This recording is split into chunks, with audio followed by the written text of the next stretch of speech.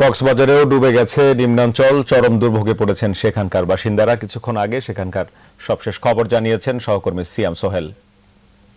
টানা বৃষ্টি এবং পাহাড়ি ঢলের কারণে কক্সবাজারের নিম্নাঞ্চলগুলো প্লাবিত হয়েছে। সবচেয়ে বেশি ক্ষতি হয়েছে যে যারা কৃষক আছে তাদের, বিশেষ করে গবাদি পশু এবং সেই সাথে যে ফসলি মাঠ, সেগুলো সবচেয়ে বেশি ক্ষতি হয়েছে। আমরা কথা বলেছি একেবারে এখানে যারা চাষ করেন তারা, এবং এখানে জনপ্রতিনিধি আছেন একজন, আমরা তার সাথে কথা বলতে চাই যে কৃষক যারা ক্ষতিগ্রস্ত তাদের জন্য কি ব্যবস্থা নিয়েছেন, একই সাথে কি কি ক্ষতি হয়েছে যদি একটু জানাতেন।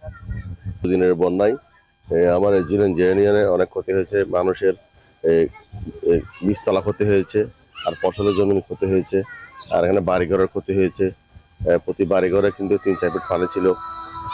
মোটামুটি আমরা এখন চেষ্টা করতেছি সবার সাথে আলোচনা করে সরকারিভাবে কিছু দেওয়া যায় কিনা।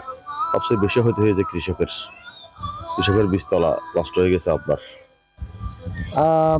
একই সাথে আমরা এখানে যারা কৃষক আছে তাদের সাথেও কথা বলেছি, তাদের সাথে আরো একটু কথাও বলতে চাই।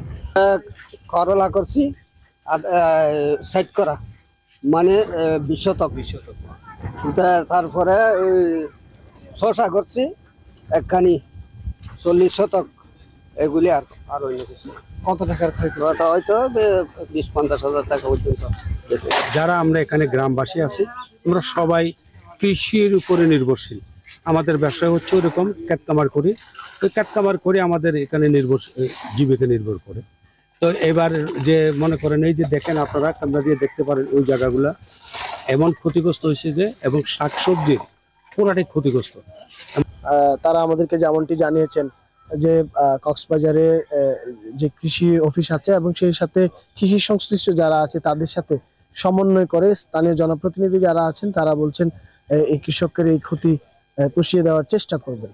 এই ছিল কক্সবাজার থেকে আমার কাছে সবশেষ।